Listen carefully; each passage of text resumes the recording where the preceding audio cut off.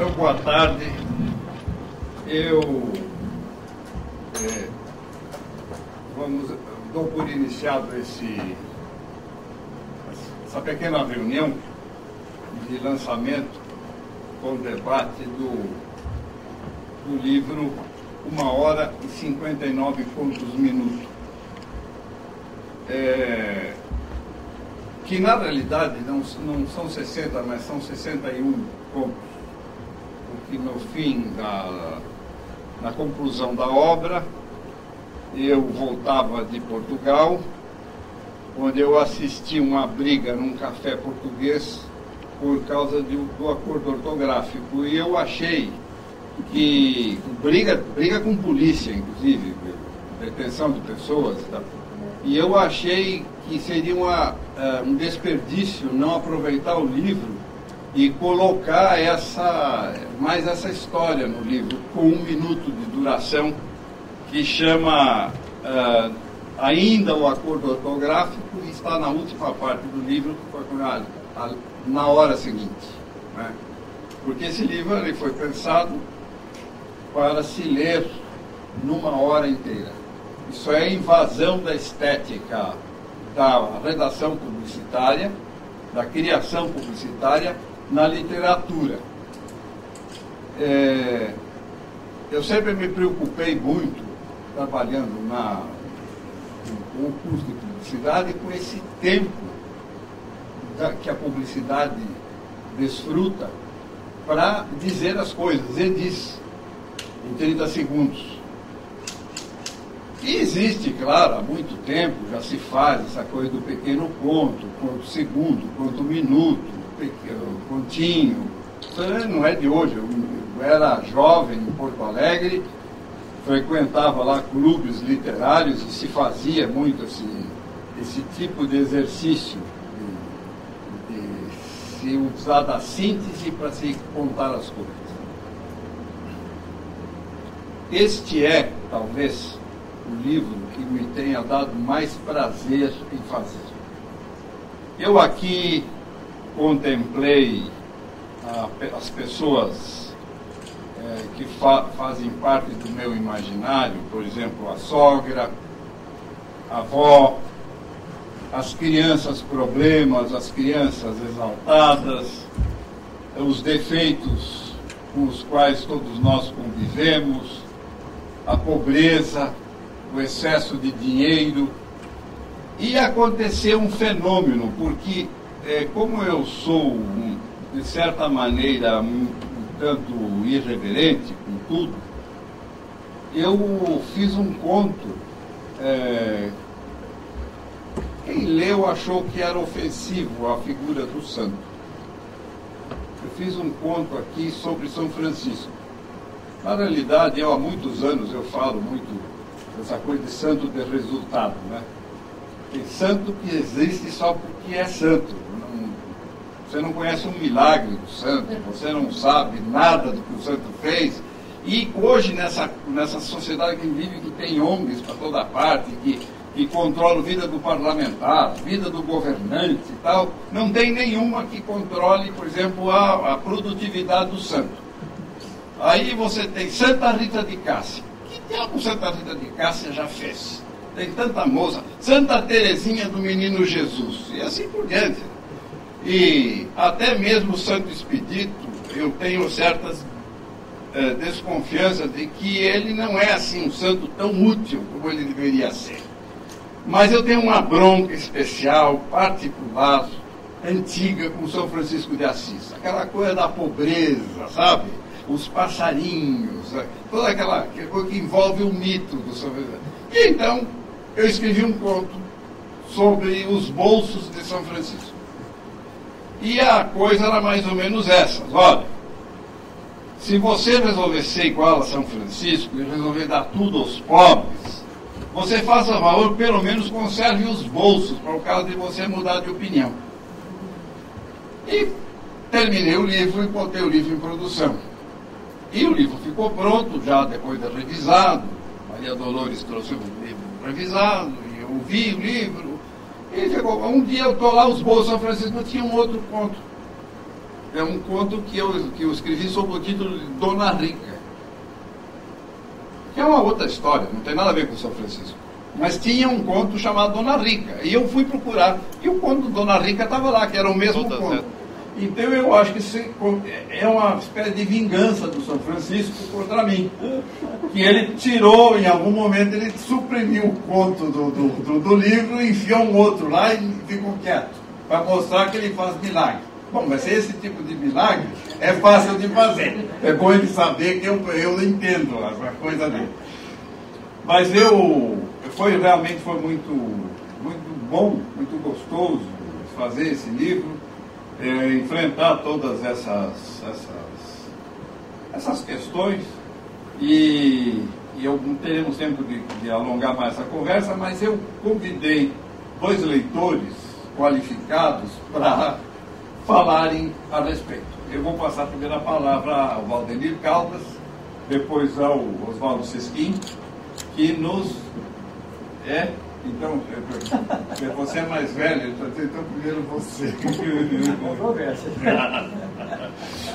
Vocês que ainda que não fosse, entendeu? Você aposentou antes. Tem o Tom da Eterna Juventude, sim.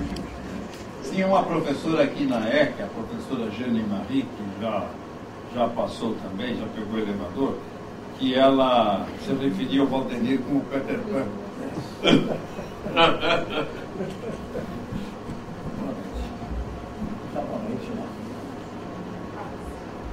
O que me chamou a atenção nesse trabalho, que eu achei muito oportuno, é que você coloca o título 1h e 59 minutos, depois aparece mais um. E isso não está por acaso no título, porque um denominador comum das histórias, 61 histórias, é o tempo. Esse tempo trabalhado com imagem, com símbolo, porque em todos os momentos aparece como um eixo condutor das narrativas, evidentemente com ênfase para a ação das personagens e sobretudo, para a narrativa e o discurso do narrador, que é extremamente cuidadoso, aparentemente com displicência, com espontaneidade, mas extremamente cuidadoso. Não que seja absolutamente original esse tipo de condução da narrativa, porque Machado já usou em alguns momentos da narrativa machadiana. Mas tivemos até autores modernos, recentes, que trabalham com esse tipo de narrativas curtas, né? Para lembrar daquele paranaense famoso, né? O Dalton Trevisan. Mas o que é característico nessas histórias é que há um estilo muito comum a todas as histórias, sem ser repetitivo. Porque é difícil fazer o mesmo tipo de discurso em tantas historietas sem se mostrar uma coisa, de certo modo, redundante. E você conseguiu fazer com essas frases curtas a moda de conversação quase, mas de tal maneira que não se percebe essa redundância da estrutura, do estilo narrativo. Porque há sempre alguma coisa surpreendente. E essa é uma característica importantíssima da literatura. Ser expressa em frases aparentemente feitas. Machado é mestre disso, ele usa frases feitas o tempo todo com alguma alteração, sutis, em estruturas muito repetitivas na linguagem comum, e não se percebe. Eu já tive a oportunidade de fazer análise na aula, eu sou de falar, né? Eu não sou de fazer nem de escrever, mas é muito comum em Machado você encontrar frases feitas assim, às escâncaras, mas não se percebe que elas são frases feitas, porque ele trabalha isso de tal maneira que a frase feita se torna uma frase original. É como se você usasse imagens que são comuns mas que não se percebe que são comuns. E isso que me encantou nessa leitura. Tanto que eu li de cabo a rabo, e evidente que com essa leitura apressada que tem, você sabe que durou algumas horas, e eu tive contato com esse material faz cerca de 30 horas ou menos, mas eu fiquei surpreso porque ele tem alguma coisa de outros trabalhos seus. Não tanto dos poemas, mas alguma coisa da narrativa, de certos discursos de memória. Mas aqui também há algumas coisas intrigantes, porque tem uma ironia sutil em todas as histórias, com algumas incursões pela sátira, pela crítica, entre aspas, social. Com algum, eu não diria, eu não chego a dizer que, de certo modo, ferindo, porque a sua linguagem é extremamente respeitosa com as suas personagens. Mas essas personagens encaram personagens absolutamente comuns da vida cotidiana, que você recoloca num conjunto, e se nós fizermos análise, eu não tive a oportunidade de fazer, mas muitas personagens que aqui ocorrem não se repetem, né? Talvez agora você revelou a história do São Francisco e da Rita, Dona Rita, mas há muitas personagens que encarnam figuras, de certo modo, tipos do nosso cotidiano. E essa linguagem cotidiana, para mim, tem algumas imagens muito poderosas. Além do tempo, da condução da narrativa, existe uma questão, além da ironia, do tratamento das histórias, do bom humor das histórias. Existe aqui alguns lances de filosofia, de tratamento ético de algumas circunstâncias. Há alguma crítica nisso em relação a certos comportamentos da sociedade. Quer dizer, as histórias não são compostas simplesmente para contar uma historinha, mas sim para servir como a moda de fábula, com a história, né, e o exemplo, como uma fábula da tradição desde Esopo até os tempos modernos, fábulas modernas. Uma linguagem que nós poderíamos dizer tão simples que seria considerada até certo ponto banal se não houvesse esse tratamento estético, literário, estilístico, que de certo modo nos prende na leitura. Começa-se a ler e quer chegar até o final. E existe um fio condutor além do tempo que está marcado, inclusive na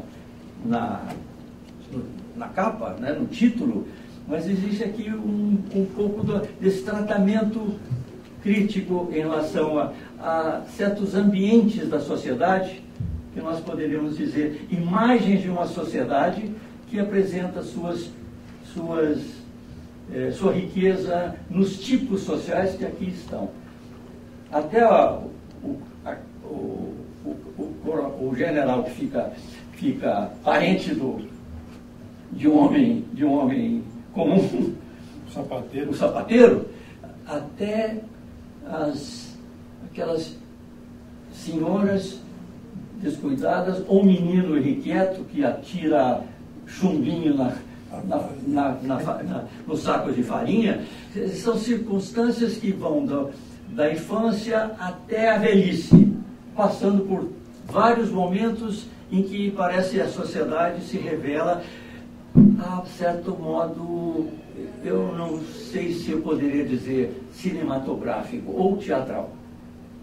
Com algum tratamento aqui, e nós teríamos alguns esquetes muito interessantes para teatro, com alguma possibilidade de flashes cinematográficos. Essa visão de imagem que você transmite aqui é que torna essa leitura inquietante. É claro que eu posso discordar de algumas observações, entre aspas, ético-moralizantes, algumas finas ironias que você manda para algumas pessoas. Parece que há alguns destinatários da mensagem, além do leitor comum como eu, né? Mas algumas histórias que mostram alguma crítica à la Diógenes. Tipo, leitores de estações de trem. Por exemplo, ou figuras da sociedade que merecem, que se fazem às vezes mais do que são. E há alguns elementos de crítica nisso que parece que vão ficando na superfície da narrativa e que vão ficando como imagens poderosas.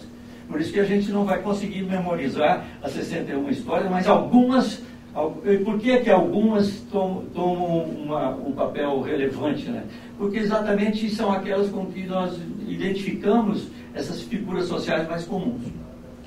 Então eu quero ler mais de uma vez e de vez em quando retomar alguns contos, porque eu quero me enriquecer com esse modelo que não é apenas jornalístico ou publicitário. Acho que ultrapassa um pouco. Tem um quê de literário, mas de retomada de certas formas de dizer que são do nosso povo, do nosso cotidiano. E que trazem o cotidiano para a literatura.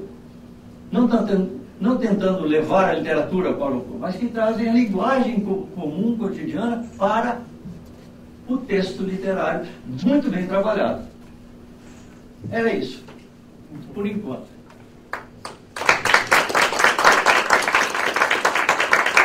Então, o professor Valdir Calvo. Eu acho que esse microfone aqui é só... Não. Mas como o Sesquim fala bem, né? Falava, quando eu dava aula. Eu não sou crítico literário, mas sou amigo do Vitor. E é quase a mesma coisa isso, porque conheço bem o trabalho dele e estou muito à vontade para falar, mas eu não queria falar só do trabalho dele, porque se eu tivesse que falar só do trabalho dele, ia falar especialmente de dois contos aqui muito legais. Primeiro é Uma Hora, mesmo que eu achei o melhor, porque você trabalha o cotidiano da cidade grande, o cotidiano do trânsito, como o de hoje, por exemplo, depois desse chuvisco que caiu aí no final do dia, da metade da tarde para o final do dia, e você trabalhar isso de uma forma, não é só satírica, trabalha de uma forma satírica, mas bem-humorada. E quando a gente fala de trânsito emperrado, normalmente a gente fala mal-humorado, e você falou de forma bem-humorada. Mas, antes de retomar esse parecer sobre esse primeiro conto, eu quero dizer que eu já leio os trabalhos do Vitor há muito tempo. Acho que aqui, talvez o Máximo, a Margarida com certeza, a Clotilde talvez saiba que eu fui vice-diretor do Tupã, quando ele foi diretor. E depois ele me elegeu diretor. Aí nós ficamos muito mais amigos do que já éramos.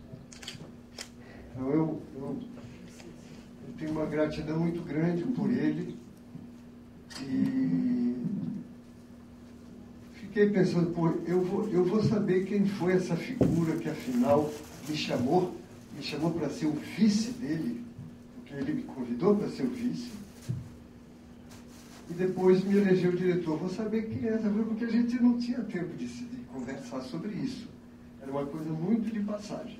Aí comecei a ler os trabalhos dele,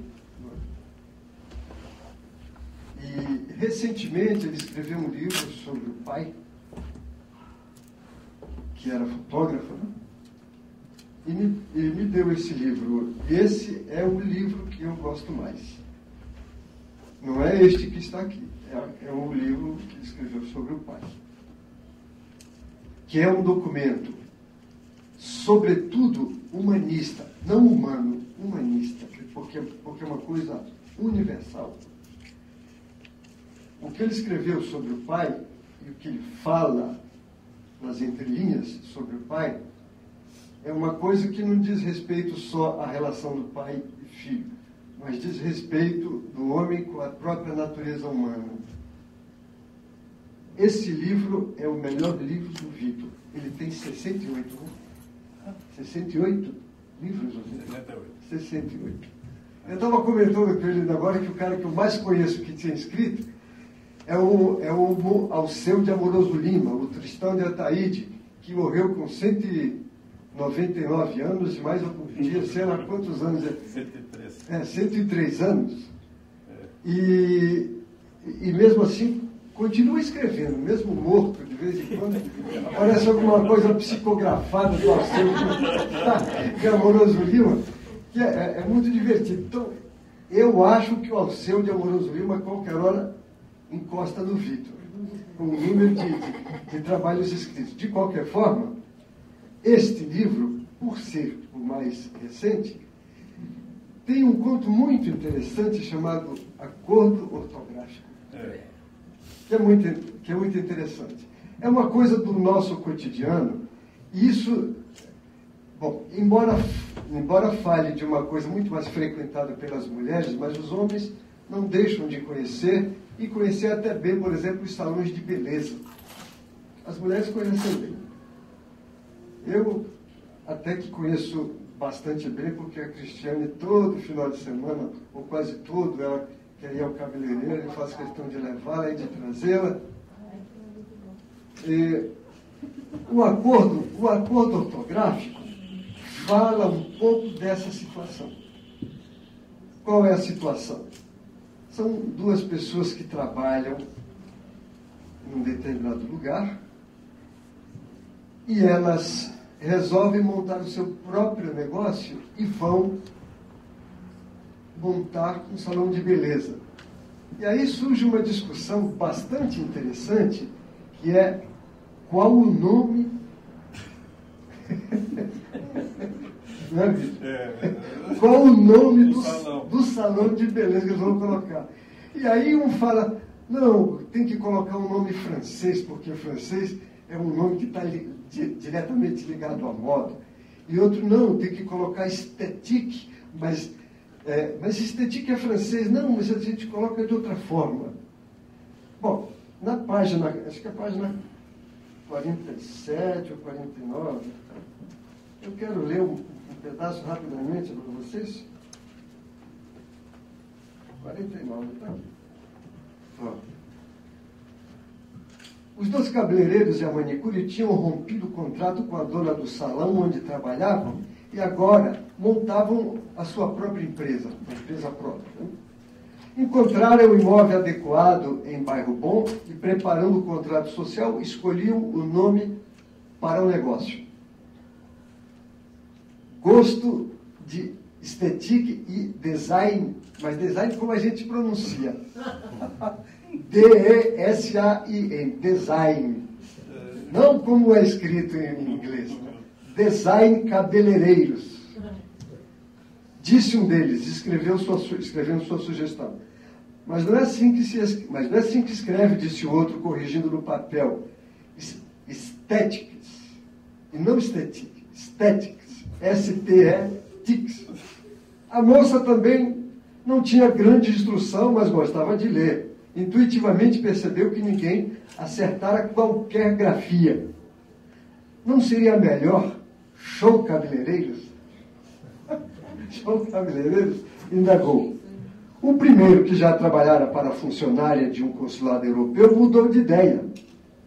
Acho melhor um nome francês, que tem mais a ver com moda, disse, convencendo os demais. Tudo deu certo. Um ano depois, manifestaram a pretensão de compra do imóvel. Um corretor apareceu quando fechava o expediente. Leu o luminoso e entrou. Procuro o senhor Bossá. Bom, esse para mim, foi o conto que eu mais gostei. A parte o conto Uma Hora, que é uma coisa bem humorada, mas olha, eu reitero o que eu disse inicialmente. É uma coisa bem humorada, mas não é uma coisa gratuita, que passa, que ele quis fazer porque era engraçado. Não, é porque o nosso cotidiano está na uma hora. E tem um detalhe muito significativo, se eu entendi bem, Vitor, que a empregada gostou que o trânsito... Como é que é aqui? Você se refere a uma hora. É, uma hora, o ponto uma hora. A empregada adorou que a patroa foi embora e que o trânsito está congestionado e ela não vai voltar tão cedo. A patroa levou a mãe de táxi, que tem muito congestionamento hoje, falou a empregada.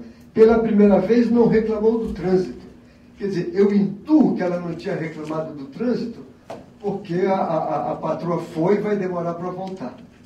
Quer dizer, são coisas muito sutis que ele não diz textualmente, mas que você pode inferir a partir da leitura do texto.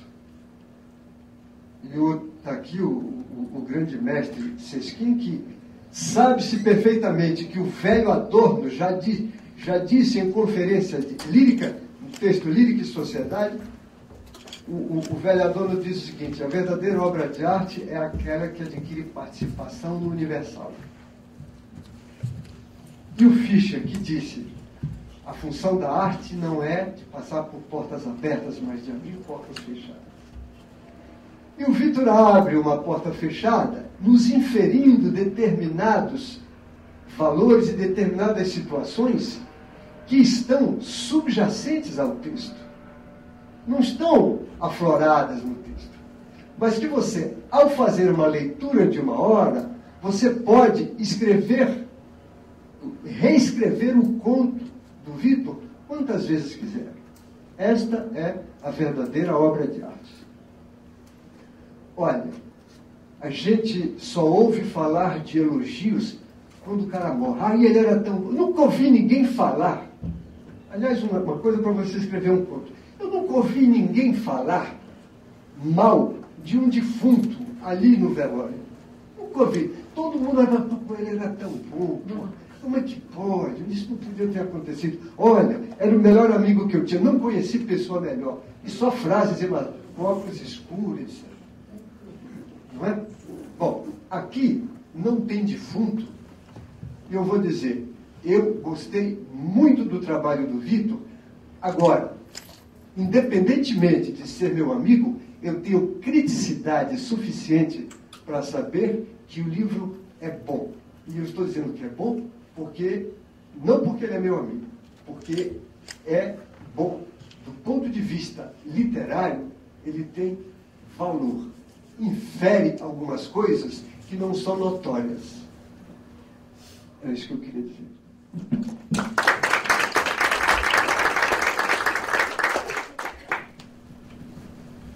Às quintas-feiras, eu tenho reunido um pequeno grupo para, isso já faz mais de ano, para conversar sobre literatura.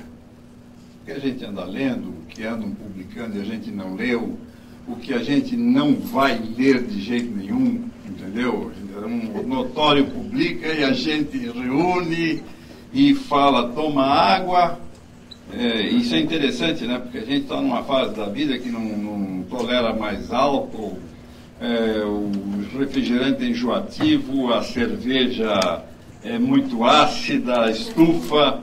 Então a gente toma água. A gente toma água e fala mal de todo mundo. Assim. E aí, nós estávamos aqui um outro dia, aqui na sala, falando sobre determinados autores que ninguém lê. E que quem lê diz que não lê, que não leu, não conhece, porque tem medo da opinião alheia. Não é?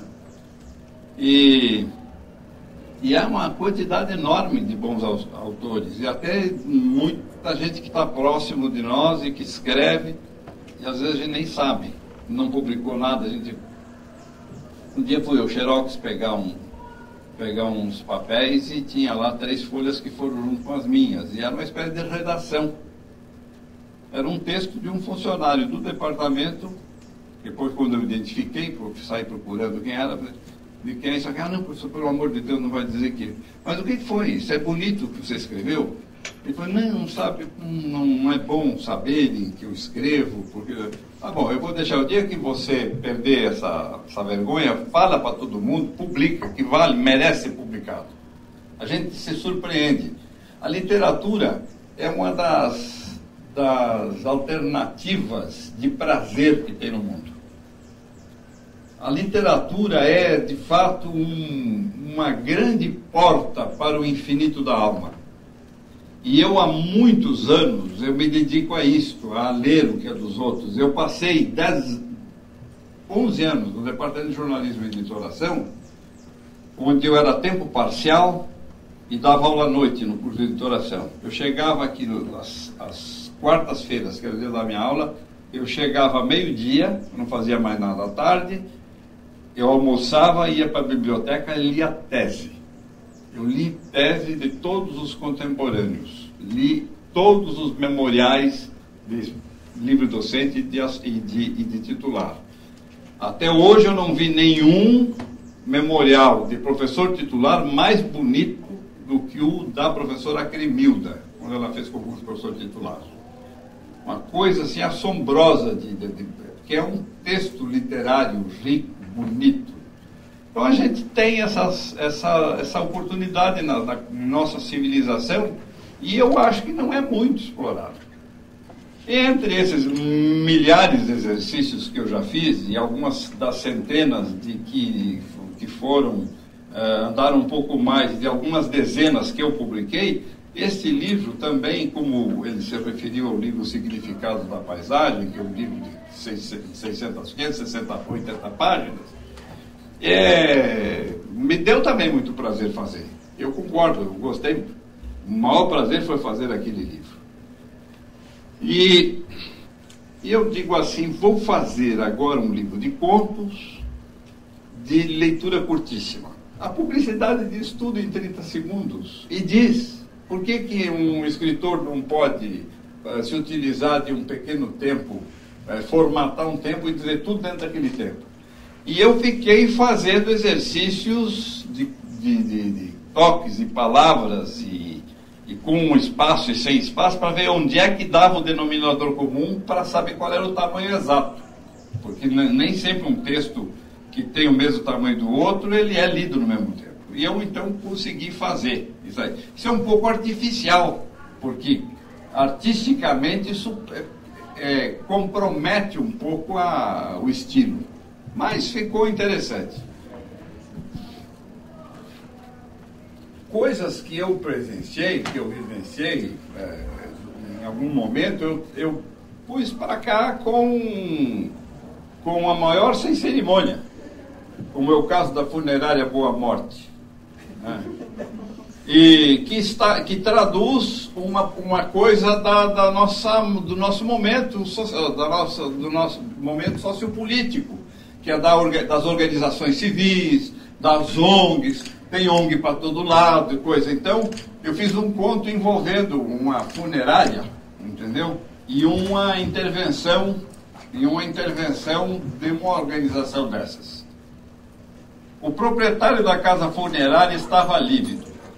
Um engraçadinho qualquer, representando uma organização não governamental constituída para defender os interesses de pessoas que se sentem ultrajadas pelas tabuletas de negócio, representara contra o nome da funerária no Ministério Público. O homem deixou de atender a um cliente em busca de serviços para familiar desaparecido naquela data, justamente para ler a intimação. No documento recebido, além da data e horário para comparecer na promotoria, pôde ler a súmula do arrazoado da reclamação.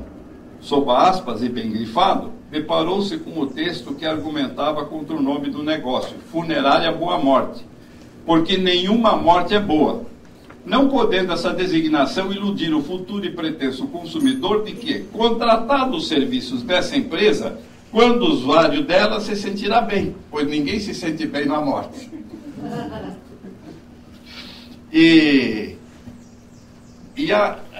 Eu comecei a fazer este livro, eu não estava assim muito decidido a fazer, não tinha muita convicção, porque uma colega nossa, que levou o livro os significados da paisagem, para casa, depois de ler, a mãe dela leu o livro. E aconteceu um episódio que a mãe dela perdeu o ponto de cuidado do jantar e o arroz queimou. E ela veio me contar, sabe, Vitor, a mamãe perdeu e tal, e queimou o arroz. Eu digo, mas isso é a maior homenagem que um autor pode receber. Dizer, alguém que está cozinhando perdeu o interesse da comida por causa da leitura. E aí, então, tem o segundo título do livro, exatamente isso, Arroz Queimado. Claro que eu não retratei, não verbalizei o retrato da família. Eu criei uma família inspirado no fato, né? A família começou a chegar do trabalho por volta de 19 horas. A primeira a entrar foi a irmã mais nova, a 2 da aposentadoria. Depois a sobrinha solteira, a seguir o genro. Por último, a filha. Viviam os 5 em casarão confortável, sem crianças e sem empregada. A mais velha, com mais de 70, ocupava-se de todo o serviço da casa. Não havia muito o que fazer, além de arrumar sala, cozinha e preparar o jantar, pois cada um zelava pelo próprio espaço. Como todos passavam o dia nos empregos, chegavam apenas para o jantar. A idosa, então, passava os dias a ler. Lia de tudo e comentava. Ai da obra que não gostasse. Se gostava, afundava na leitura. Por essa razão, naquela noite, ao chegarem todos sentiram um cheiro de queimado. O arroz passara do ponto. A reclamação foi geral. A culpa foi do autor, pois o livro é muito bom, justificou. Eu fiquei muito contente quando eu soube disso aí, porque eu não conheço um outro autor cujo arroz tenha sido queimado, porque o livro dele era muito bom. Então, olhem, foi um prazer enorme ter feito o livro, ter, enfim, trazido o assunto aqui a um debate com a presença generosa de vocês. Eu terei o maior prazer em oferecer um exemplar para cada um dos circunstantes, né? E dizer que essa atividade está me afastando do trabalho sério da academia. Eu estou deixando voluntariamente de escrever assuntos papo-cabeça, ensaios complexos, para me dedicar integralmente à literatura. Essas coisas do sociologuês, do filosofês, do economês já não me encantam mais. Eu estou, de fato, deliberadamente me aproximando exclusivamente desse caminho que eu não sei por que eu não comecei antes. Talvez se eu tivesse começado antes, eu teria me convertido em alguém parecido com o Plínio Marcos e nem tinha ficado na universidade. Quem lembra do Plínio Marcos sabe do que eu estou falando. E o Plínio Marcos fazia livros em máquina de xerox. Você lembra daquele velho xerox todo manchado, assim, grampeado, com mimeógrafo a álcool e coisas assim.